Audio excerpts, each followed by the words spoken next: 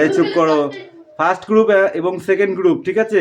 এই ফাইনালের সঠিক অ্যান্সারটা বার করবার জন্য আর একটু কিছু অংশ আমাকে তুলে ধরতেই হচ্ছে, ঠিক আছে?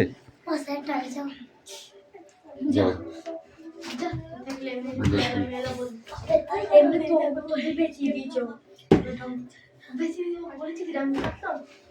কথা বলিস না, অ্যান্সারটা বার করতে দে, তারপরে দেখছি।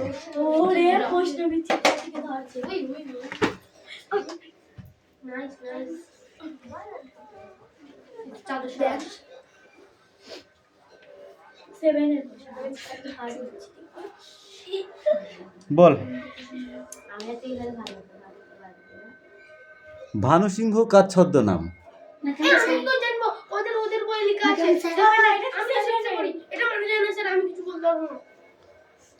তুই বলতে পারবি না? তুই 7-এ পড়িস, ও তো 8-এ পড়ে। বুঝলাম, তুই বলবি কেন? কামিন, তর্ক করবি না বলে দিয়েছি। তুই যদি 5-এ পড়তিস তাহলে ঠিক আছে, ঠিক আছে। বলো। ভানু সিংহ কার ছদ্মনাম? দাঁড়াও, তোমাকে ধরেছি নাকি? তুমি বলবা।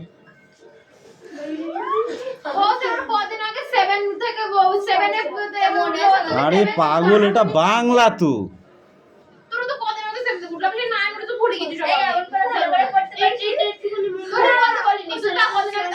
আমি ওদের ধরেছি।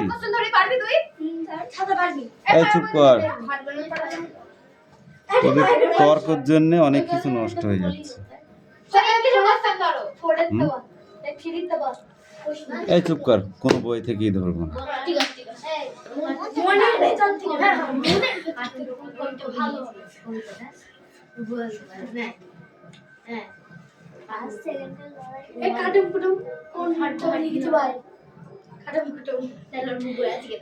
চুপ করো। বল, ভূগোল ইংরেজিতে কি বলা হয়? Geography, right answer. এই তোরা বল, ভৌত বিজ্ঞান ইংরেজিতে কি বলা হয়? Physical science, right answer.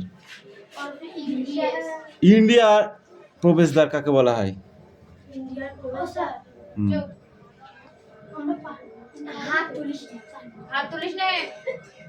লাঠিটা কোথায় গেল?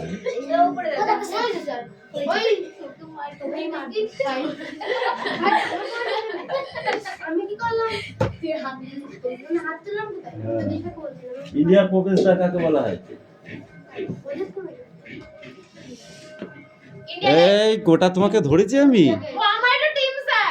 বলেছি না? তোমাকেও ধরিনি, ওকেও ধরিনি। যে কোশ্চেন এক ফাইনালে ওইভাবে হবে না যে ও পারেনি তুমি বলো, নাথিং। ফাইনালে ওটা হয় না, ফাইনালে এটাই হবে। Don't talk. সব থেকে ওইটা যে কোনো কোশ্চেনই হোক না কেন, ঠিক আছে?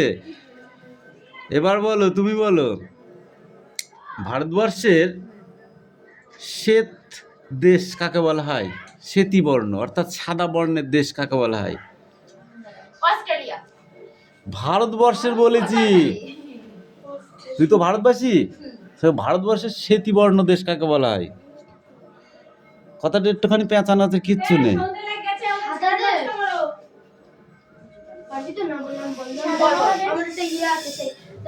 স্টপ, টাইম শেষ। নো, আমি বলে দিই, বলবো? বরফের দেশ কোনটা?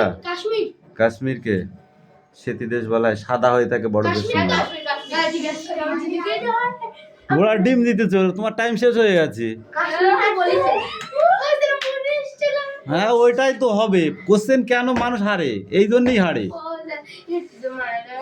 কোন প্রাণীর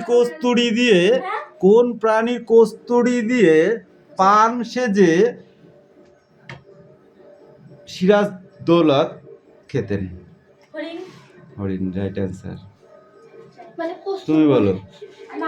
মুর্শিদাবাদের, ঠিক আছে, নবাবের যে বাড়ি ছিল, সেই নবাবের বাড়ির এমন কি ছিল যা সব জায়গা থেকে দেখা যেত?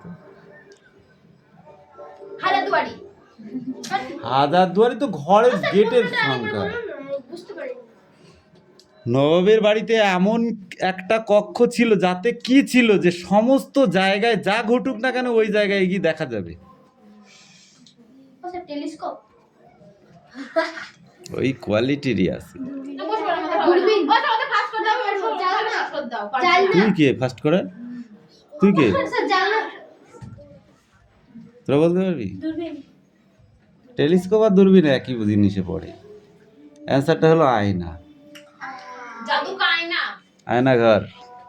আচ্ছা তুমি বলো, গোলক গোলক ধাঁধা কাকে বলে? স্যার মানে এবার দুজনের মধ্যে যারা ছেড়ে দিলাম, চারজনের মানে মধ্যে গোলকের এরকম একটা জায়গা, মানে এরকম রাস্তা তো মানে গোল গোল। গোলক স্যার ধাঁধা। গোলকের এমন এমন একটি ধাঁধা যে ওরা বলবে, আমরা তো বলছি তো স্যার, না আমরা বলতে হয়নি পারবো না। তো। আমি তো বলছি যাচ্ছিলাম তোরা গোলকের বল। একটা রাস্তা, সেই রাস্তা গেলে আর মানুষ শুনলে ফিরে আসতে পারে না। গোলক ধাঁধা হচ্ছে এমন একটি ঘর যে ঘরে সব জায়গায় সমান। সোনা সমান। ও সেটা একটা সহজ কোশ্চেন দিয়ে বিদায় করে দিই। তা হবে না, অত সোজা নয়। আয়নালে সহজ কোশ্চেন স্যার আছে তো। ইংরেজিতে বলে এটার মানে কি? হ্যাঁ হ্যাঁ, তা কেন বলবো, সেটাও ধরেছি, সেখানেও সমান সমান। আমি তো পড়তে পারি না। বল। বলো, আমি পারি এসব, বলো। একটা ফসল হুম যেটা শীতকালে হুম। খুব জনপ্রিয়। শশা। শীতকাল শশা হয়? হ্যাঁ। স্যার বাঁধাকপি, ফুলকপি, গাজর। Good. টমেটো, এখনো আছে। তোরা? আরো ইত্যাদি ইত্যাদি। পালং শাক। এখান থেকে বল দিচ্ছে। এখান থেকে বলছে পালং শাক। চুপ কর চুপ কর, এই কথা নয়। মিঠি মারবো কিন্তু এবার। ও আলাদা, দেখো আমার মুখে লাথি মারবে কেন? তো বলছি তো ওকে বলে। কথা নয়, ওসব ফালতু কথা কেন বলছিস? তোরা একটু কম্পিটিশনটা দেখ, তোরা হচ্ছে দর্শক, তোরা দেখ আর হাস করি। হ্যাঁ হা বুঝেছিস? আজ এখানে শিবারটা কি দিতে বানাবো আমরা? ধোকা রিলের সময় শেষ হবে না। ঠিক আছে বলো। সে তপবনে ঘুমাচ্ছিল, এখান থেকে এমন একটি বাক্য বার করে সন্ধি বিচ্ছেদ করো। সে তপবনে ঘুমাচ্ছিল। আমি বলি না, আমাদের ধরেছি মানে শুনতে বিচ্ছেদ। সেটা বললিনি, সেই যেটা বললি সে তপবনে 1 2 ঘুমাচ্ছিল। 3 সময় একটা চাকরি ঘুম সে যাচ্ছিল। তপবনে ঘুমাচ্ছিল। তপবন তপবন সন্ধি বিচ্ছেদ তজ ক্লোজ, পজ ফাইনাল কমপ্লিট।